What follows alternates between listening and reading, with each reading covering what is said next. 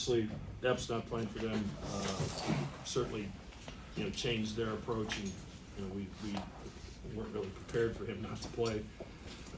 So I thought Georgetown was terrific the first half. They took us out of a lot of what we wanted to do and forced us into a lot of mistakes, and we've been having those mistakes the last couple of games, and they've cost us. And fortunately, we were able to clean those up in the second half. I thought we played with a little bit better pace in the second half. And then, rebounding was an area that we were concerned about because of Georgetown's ability to get the offensive glass, and I thought we really controlled that part of the game. Questions? Hey, Coach. Defensively, there was a couple of stretches where you held Georgetown scoreless over 5 minutes. What was working for you besides switching everything? We have the luxury of having Kalkbrenner back at the rim, and in that drop coverage, we kind of send everything to him, and they either take a contested two-point shot or they try to challenge him at the rim. And obviously, when Fielder comes in, that changes it a little bit because of his ability to stretch the floor. But I think a lot of it, I thought our guards did a pretty good job fighting those ball screens, and then Kalkbrenner was, even if he's not blocking shots, guys don't take shots when they get in there deep against him. And how did you talked about the pace being better in the second half? Obviously, you scored more points in the second half. Was it one of those cases where your defense just really kept the offense on? Yeah, we had a couple live ball turnovers that got us out. I thought we shared the basketball better in the second half, made the extra pass a little bit better, and our pace was good. And that you can only have paces if you get stops and you get rebounds. And it's been hard for a lot of teams to get rebounds against Georgetown this year. They're one of the best in the country with their offensive rebounding percentage. So that was a big emphasis for us in practice this week, and thought we executed that pretty well.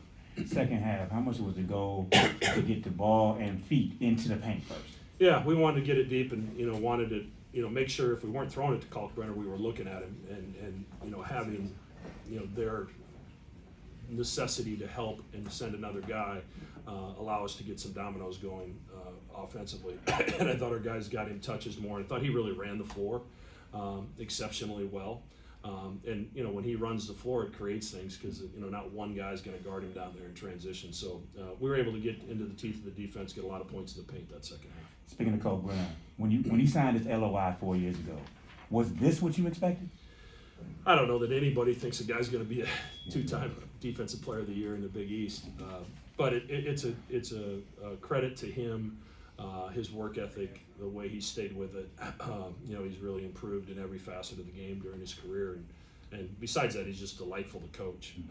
He comes every day with an attitude of wanting to improve and wanting to get better, and those guys are a lot of fun to be around. Obviously, it's early, but it can get late pretty fast if you fall to 0-3 in the league. What did you feel about your team's urgency in that second half to, Yeah, I thought it was much better. Obviously we had two games. We led by 14 in the second half against Villanova and let it get away. We had a double-digit lead early against Marquette. And lost a game that was a 2-point game with 3 minutes to go. And that's tough, especially when you got some veteran leadership like we have. So I thought they refocused and were ready to play this game. And as I mentioned, I thought Georgetown did a good job of disrupting our flow that first half. Right, getting Trey into the sort of rhythm that he got into tonight. I know that the outside shooting maybe hasn't been as sharp as it's been as it was last year. But how encouraging was it for him to really have those sorts of looks and knock them all down? Yeah, it was really good. He's continued to work at it, and you'd like to think that things are going to adjust to the mean. And we've had a couple guys. Stephen Ashworth's the other one. He's one of the best shooters in the country last year, and he struggled there for a few games, but he continues to work at it and shoots it well in practice, just like Trey has. But Trey finished this second half. I think he turned it over 3 out of 4 possessions, and he was really upset with himself at halftime. So I told him after the game I was really proud of the way he kind of refocused and reset himself and left that in the past and got ready to play the second half. And along the lines with those late turnovers, I mean, was much said about that? Because it felt like at halftime that you guys probably could have pushed that out a little bit more at that with a little. Yeah, I brought up the last 4 possessions. It was 28-20, and we had a chance to stretch it out and turn it over 4 in a row. And some of it was self-induced. I think Georgetown certainly was aggressive and we're switching some screens, but they'd been doing that all half. And we have to be better than that. And the second half, I think our pace wore into them a little bit, and we took better care of the basketball. We're a pretty good offensive team if we get a shot at the rim. Two more. Sean Teitel from Hoops HD. Following up on Trey, his 5th straight game of 35+ minutes certainly didn't hurt because he had a season-high 25 points. Is he one of those guys who just never gets tired, or is he such a great athlete that even when he is tired, he can still play his best? And I just, if those guys, if they need a break, they'll tell me. And if they don't tell me, they're pretty much going to stay in the game. So, he and Baylor, we've ridden really hard, and Kalkbrenner as well.